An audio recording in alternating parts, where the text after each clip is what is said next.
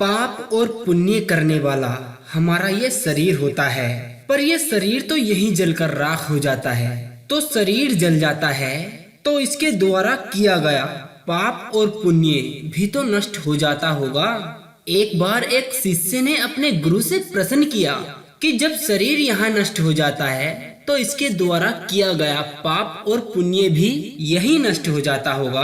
तब गुरु ने शिष्य को उत्तर देते हुए कहा कि ऐसा नहीं होता है। नमस्कार दोस्तों, और स्वागत है आप सभी का आपके अपने YouTube चैनल यूजफुल जानकारी में। दोस्तों, वीडियो अच्छा लगे तो एक लाइक करके अपना प्यार जरूर देना। एक व्यापारी था, उसकी कपड़ों की बहुत बड़ी दुकान थी। एक दिन वह व्यापारी वस्त्र बेचकर रात्रि में घर आए और उन्होंने भोजन किया। भोजन करने के बाद वह व्यापारी गहरी नींद में सो गया। उसी क्षण उस व्यापारी को एक सपना आता है। सपने में एक ग्राहक आता है और ग्राहक कहता है कि सेठ जी, हमें कपड़ा दे दो। अब सेठ जी को लगा कि वो सपने में अपनी दुकान पर बैठे हैं। ग्राहक आया, हमें कपड़ा दे दो। सेठ जी ने जिस चादर को ओढ़ रखा था उसी चादर को कपड़ा समझकर पूरी ताकत से फाड़ दिया, और जब चादर फटी तो उनकी आंख खुली। आंख खुली तो ना तो दुकान थी और ना ही ग्राहक था, पर चादर जो फटा था वो तो सत्य था। बस ये हमारे दिमाग के समझने का दृष्टांत है। ना तो ग्राहक सत्य था, ना तो दुकान सत्य थी, लेकिन वो चादर जो फटा वो सत्य था। दोस्तों, ठीक इसी प्रकार ना ये संसार सत्य है और ना ये शरीर सत्य है, पर हमारे और आपके इस शरीर के द्वारा किए गए पाप और पुण्य सत्य हैं। उसका अच्छा बुरा फल हमें भोगना पड़ेगा, यह सत्य है। यहाँ अब एक प्रश्न और बन जाता है कि भाई अच्छा या बुरा फल भोगेगा कौन? शरीर तो आग में जलकर भस्म हो गया, आपने जमीन में गाड़ दिया तो मिल गया मट्टी में, फिर उसका अच्छा और बुरा फल भोगेगा कौन? क्या आप बता सकते हैं कि उसका फल कौन भोगेगा? दोस्तों, अपनी राय हमें कमेंट में जरूर देना।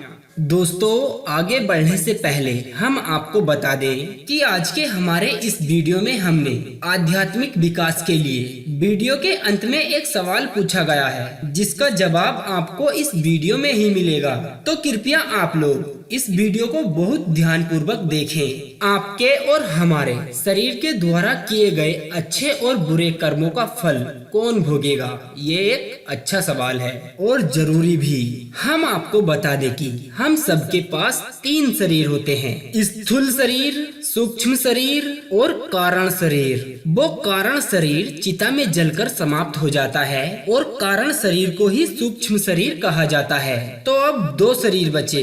एक स्थूल शरीर, वो ये जो दिख रहा है आपको, इसे स्थूल शरीर कहा जाता है, और एक होता है सूक्ष्म शरीर। वो कहाँ काम करता है? बोले, जब आप लोग सो जाते हैं, आप अपने सपने में अपने ऑफिस में काम करने चले जाते हैं या फिर कहीं घूमने चले जाते हैं, जैसे कि हरिद्वार। दोस्तों, अब आप हमें बताइएगा, आप तो अपने घर के अंदर बिस्तर पर सोए हुए थे और आप सपने में हरिद्वार चले गए, और सुबह उठकर आप अपने परिजनों से कहते भी हैं, आज हमने सपना देखा और गंगा में स्नान किया और गंगा नहाकर आ गए।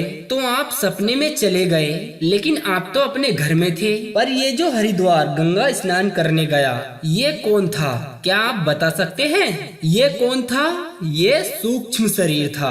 आपके साथ आपका एक दूसरा शरीर भी होता है जो आपके साथ काम कर रहा है, इसे सूक्ष्म शरीर कहा जाता है। अच्छा, जब आप लोग सोए हुए थे और सपने में हरिद्वार गए थे, तो आपकी आत्मा किस शरीर के पास थी? घर में जो सोया हुआ शरीर था उसके साथ थी, या हरिद्वार जो गंगा स्नान करने गया था उसके साथ थी? क्योंकि आत्मा तो एक ही है। वो किसके साथ थी उस टाइम जब आप सपना देख रहे थे? किसके साथ थी? जो हरिद्वार गया था उसके साथ। आप लोग जरा महसूस करो कि हमारे इस शरीर से 2 मिनट के लिए ये आत्मा बाहर निकल जाए, तो ये 2 मिनट के लिए जिंदा रहेगा?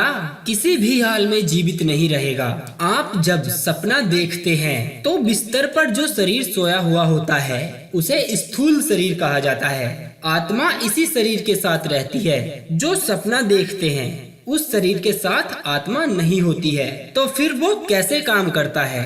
बोले वो शरीर आत्मा से काम नहीं करता है, वो आपके मन की कल्पना से काम करता है, मन की क्रिया से काम करता है, उसके साथ मन होता है। आपने अक्सर अपने साथ ही महसूस किया होगा कि आप जब सोने से पहले किसी चीज के बारे में सोचते हैं और वही आपके सपने में रात को आ जाता है, तो मन ही सपने का दृष्टांत है।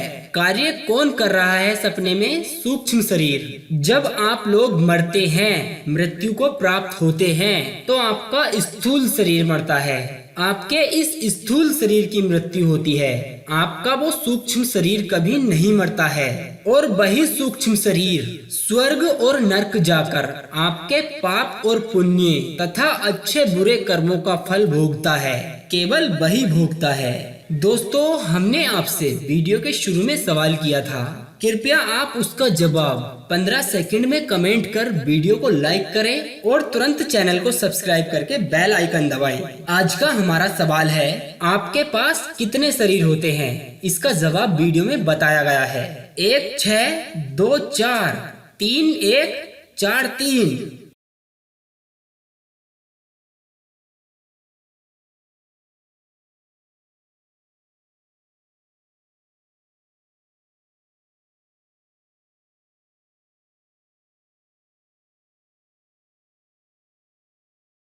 सही जवाब है 3।